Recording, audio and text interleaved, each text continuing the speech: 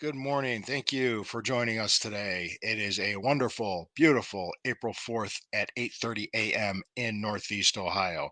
You are on the Burning River Browns Talk show as a part of the Fanatical Elves Network and a subsidiary of the Fans First Sports Network. I am Lou Marconi at El Marconi 251 on Instagram, at El Marconi 1973 on X. So there's two things I'm going to talk to you about this morning. One of them is, when are they going to finally announce the Brazil game that's supposed to take place Friday, September 6th? We all know it's going to be the Eagles and they're going to be considered the home team. The other things that we heard last week at the NFL owners meetings was who are the teams going to be. So we're going to talk about that. And I'm also going to lead it into a discussion about the AFC North itself as the toughest division in football. But before we do that, we have bills to pay. We have sponsors to take care of. So let me go ahead and do a quick pause for a word from our sponsors.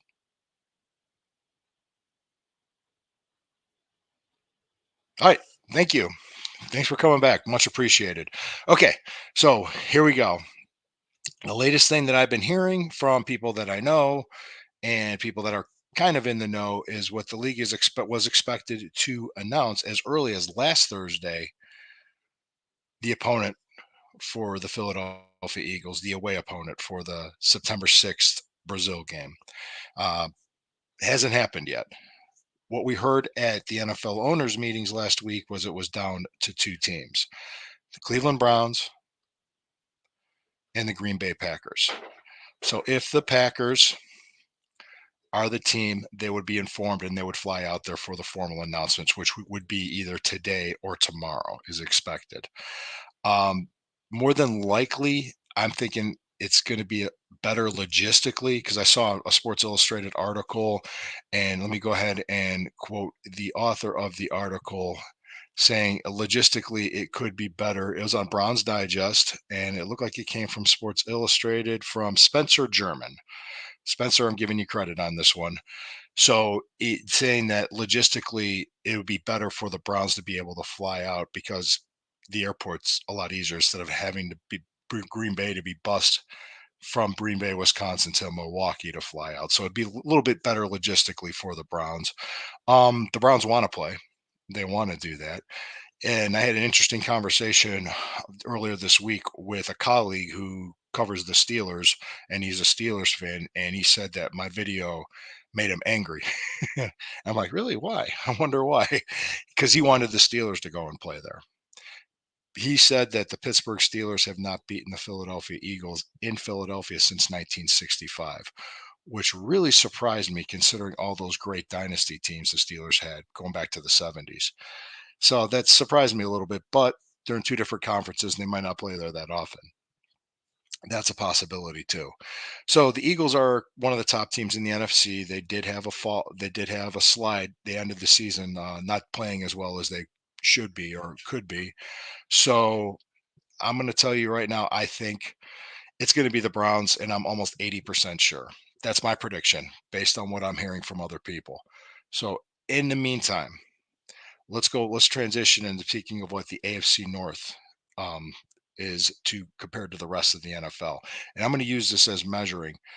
Last season, the San Francisco 49ers played the AFC North. So the NFC West played the AFC North. The best team in the NFC West and won the division was the San Francisco 49ers. That team went 1-3 in the AFC North. The only win they got was the opening season opening in Pittsburgh.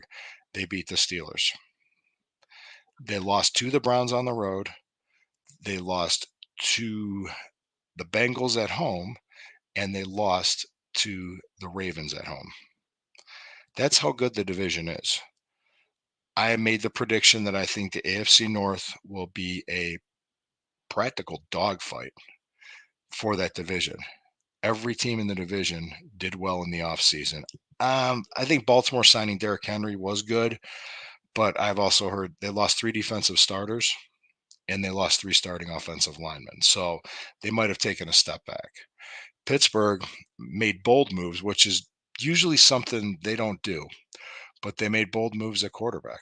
They picked up Russell Wilson after he was released and got him for veterans minimum contract because Denver's paying the rest of it, which is insane. And you also was able to trade for Justin Fields for practically nothing.